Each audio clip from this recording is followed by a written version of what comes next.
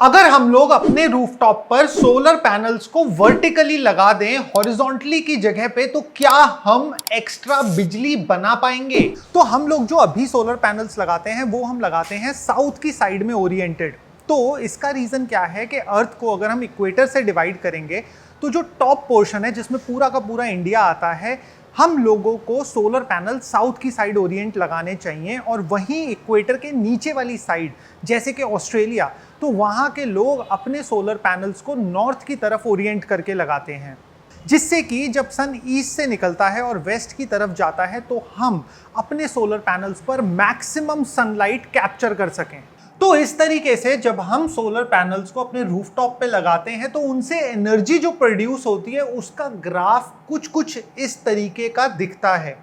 तो इस तरीके के ग्राफ में आप देख सकते हो कि अर्ली मॉर्निंग आवर्स में और लेट इवनिंग आवर्स में प्रोडक्शन काफी कम होता है, मगर दोपहर के समय में प्रोडक्शन अपनी पीक पर होता है। और उसी की जगह पे अगर हम अपने इन्हीं सोलर पैनल्स को वर्टिकली लगा देंगे तो आप देखोगे कि अर्ली मॉर्निंग आवर्स में प्रोडक्शन अच्छा होता है और लेट इवनिंग आवर्स में भी प्रोडक्शन बहुत अच्छा होता है। मगर होता क्या है कि जो दोपहर का टाइम होता है उसमें प्रोडक्शन काफी ज्यादा डाउन हो जाता है। तो देखो, एक रिसर्च ना नेदरलैंड्स में करी गई थी जिसमें यह बताया गया था कि अगर हम अपने सोलर पैनल्स को वर्टिकली लगाते हैं तो उनका एनुअल यील्ड 2.5% से इंक्रीज हो जाता है। तो यहां पे समझने वाली बात यह है कि जब पीक आवर्स में प्रोडक्शन वर्टिकल पैनल्स का डाउन हो जाता है तो फिर इस कंडीशन में हमें ये 2.5% का इंक्रीज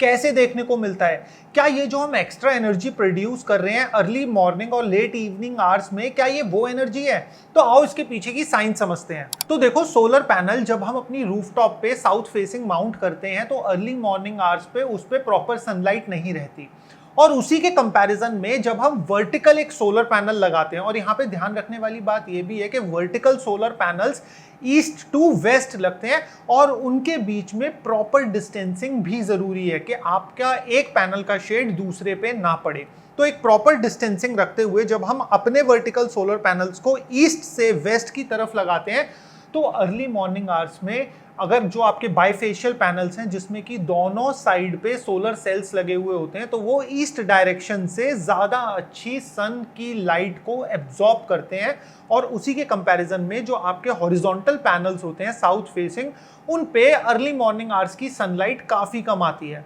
मगर होता क्या है, जैसे जैसे सन दोपहर में बिल्कुल टॉप पे आ जाता है तो उस कंडीशन में वर्टिकल सोलर पैनल्स पर से बिल्कुल धूप चली जाती है और उन पे जो अकेली रोशनी बचती है जो उन पे आती है वो आती है रिफ्लेक्टेड सनलाइट, जिसको हम अल्बीडो इफेक्ट भी बोलते हैं, जिसमें कि आसपास के सरफेस पे पड़ने वाली सनलाइट ही केवल वर्टिकल पैनल्स पे पड़ती है और उसके कंपैरिजन में हमारे हॉरिजॉन्टल पैनल्स पे डायरेक्ट सनलाइट आती है, जिससे कि उनका प्रोडक्शन काफी इंप्रूव हो जाता है। मगर यहाँ पे आती है एक सबसे बड़ी कैच।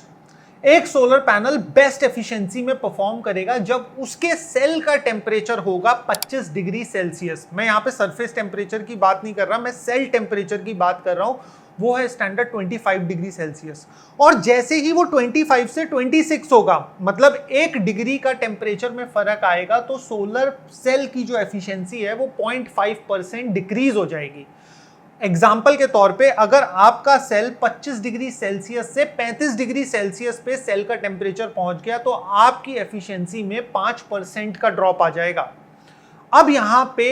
जो हमारे वर्टिकल सोलर सेल्स हैं उनको एक एडवांटेज मिल जाता है, उन पे डायरेक्ट सनलाइट नहीं गिरती, जिससे कि वो सोलर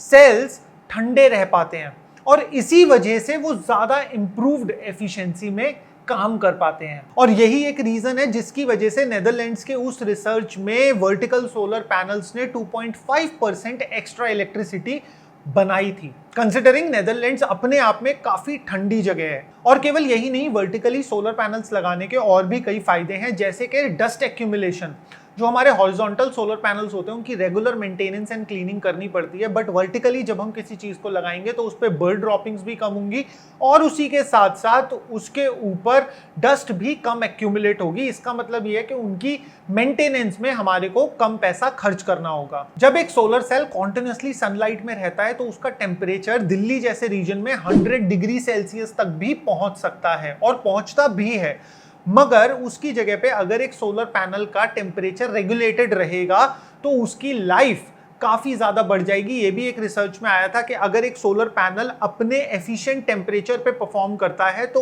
उसकी लाइफ में 25 इयर्स एक्स्ट्रा ऐड हो जाते हैं इन कंपैरिजन टू एक सोलर सेल जो कि एक्सट्रीम हीट और वेदर कंडीशंस में रहता है। और इसके साथ में रिसर्च में एक और चीज निकल के आई कि वर्टिकली माउंटेड सोलर पैनल्स तब अच्छा परफॉर्म करते हैं जब उनके आगे और पीछे मतलब उनके दोनों साइड में बर्फ गिर जाती है। अब यहाँ पे बर्फ का केवल उसके व्हाइट रंग के अलावा कोई रेलेवेंस नहीं है, क्योंकि बर्फ जब गिरती है तो वो व्हाइट चद्दर पैनल के चारों तरफ क्रिएट कर देती है, जिससे कि रिफ्लेक्शन काफी ज्यादा बढ़ जाता है सनलाइट का। तो इनफैक्ट जब सन वर्टिकली भी होता है तो उसकी रेज जो बर्फ पे गिरती हैं वो ज्यादा रिफ्लेक्ट होती हैं हमारे सोलर पैनल्स की तरफ, और ऐसी कंडीशंस में solar panel standard mount horizontal solar panels को भी सरपास कर जाता है एफिशिएंसी में। और खास करके ये इफेक्ट देखा गया है बहुत ज्यादा इंक्रीज में क्लाउडी वेदर कंडीशंस में। तो कंसिडर करते हैं कि आप अपने रूफटॉप पे सोलर पैनल्स को वर्टिकली माउंट करते हो और उसी के साथ में आप रूफ का जो सरफेस है, जो लैंड है, रूफ का जो जमीन है, उसको आप व्हाइट पेंट कर देते हो। तो इस कंडीशन में आप अपने वर्टिकली माउंटेड सोलर पैनल्स की एफिशिएंसी को ड्रास्टिकली इंप्रूव कर सकते हो, क्योंकि जो वर्टिकली माउंटेड सोलर पैनल होंगे उसमें बाइफेशियल सेल होगा, मतलब इधर भी सेल होगा, दोनों साइड में सेल होगा। और जब व्हाइट पेंटेड आपकी सरफेस होगा रूफ का तो जो रिफ्लेक्टेड लाइट होगी वो सोलर सेल ज्यादा कैप्चर कर पाएगा और उसकी एफिशिएंसी में ज्यादा इंप्रूवमेंट आ पाएगा। अब फाइनली बात करते हैं कंक्लूजन की कि अगर हम भी अपने रूफटॉप पे सोलर लगाना चाहते हैं तो क्या इंडिया जैसे रीजन में रहते हुए हमें कंसिडर करना चाहिए वर्टिकल माउंट। तो देखो इसमें कुछ चैलेंजेस भी हैं। सबसे पहला चैलेंज है वर्टिकल स्ट्रक्चर्स। तो अभी भी मेजरली ज्यादा कंपनीज नहीं हैं जो कि वर्टिकल स्ट्रक्चर्स बनाती हो जो कि आपके पैनल को सिक्योरली माउंट करके रख सके। अदरवाइज जुगाड़ तो हर चीज का अवेलेबल है, आपको मिल जाएंगे ऐसे फैब्रिकेटर्स जो लगा देंगे, बट एक स्टैंडर्ड माउंटिंग स्ट्रक्चर अभी भी इस इंडस्ट्री में कमी है।